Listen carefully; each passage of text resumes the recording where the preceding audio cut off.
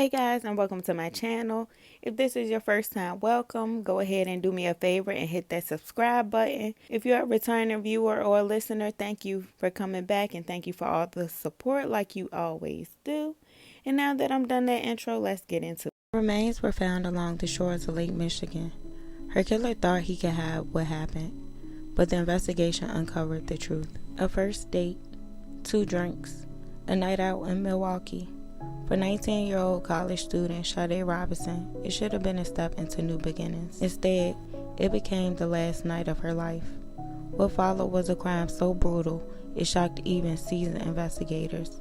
A murder and a dismemberment that left her family searching for answers and her community demanding justice. Sade Carlina Robinson was just 19 years old, young, ambitious, and determined to make something of her life. She was studying criminal justice, a career path that spoke to her sense of fairness and her drive to protect others. Her friends remember her laugh, her work ethic, and the way she could light up a room without trying. She worked 2 jobs, one at Pizza Shuttle and another to help cover expenses. She was independent, goal-oriented, and fiercely loved by her family, especially her mother, Sheena Scarborough, and her younger sister, Adriana.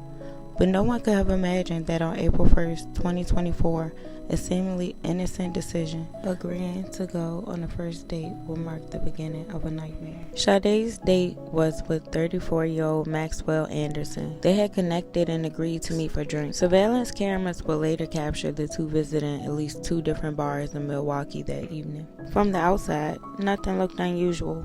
2 people enjoying each other's company. But later that night, the pair were seen entering Anderson's apartment on surveillance footage. That would be the last confirmed sighting of Sade alive. The next day, Sade didn't show up for work. Calls went unanswered. This was completely out of character. Sade was known for being reliable. Concern quickly grew, but before anyone could make sense of her disappearance, a horrifying discovery was made.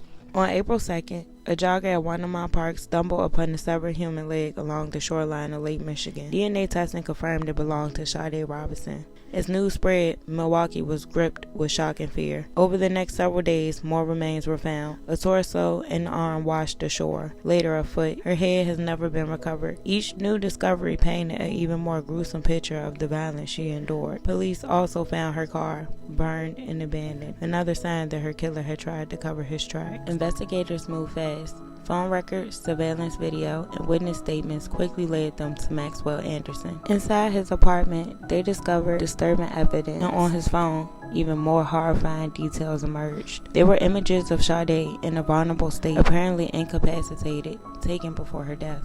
A confidential informant came forward, telling police that Anderson had talked about killing someone before and had shared chilling details that matched the crime scene. This was no moment of passion. Prosecutors argued it was premeditated murder. Maxwell Anderson was charged with first-degree intentional homicide, mutilating a corpse, arson, and hiding a corpse. His trial began in 2025, and the evidence was overwhelming. The prosecution presented surveillance footage showing the timeline of the night.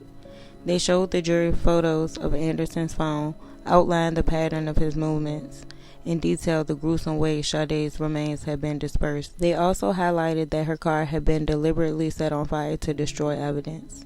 On June 6, 2025, after a few hours of deliberation, the jury returned a verdict, guilty on all counts. On August 1st, 2025, Judge Laura Carvello sentenced Anderson to life in prison without possibility of parole. In her statement, she called his crimes unconscionable and said they displayed a level of cruelty beyond comprehension. For Sade's family, the sentence brought some measure of justice, but no sentence could undo the loss. In the months after her death, Sade's family created Sade's Voice Foundation, a nonprofit dedicated to helping families of victims and advocating for systematic change, especially in how law enforcement responds to cases involving missing Black women. In Milwaukee, murals and memorials now honor Sade's memory. Her story has sparked conversations nationwide about the vulnerability of young women and the importance of swift, serious action when someone goes missing. Sade Robinson's life was cut short in the most brutal way imaginable, but she will not be forgotten. By telling her story, we not only honor her memory, but we also shine a light on the pattern of violence that too often goes ignored. If you want to help, share Sade's story, support her family's foundation, and continue to speak the names of the missing and murdered. Justice is not just a verdict, it's making sure that we never erase them from history. Rest in peace, Sade Robinson. That's all I have for this video. Like, comment, subscribe, and turn on the notification bell for more videos like this one. And I'll catch you guys in my next video.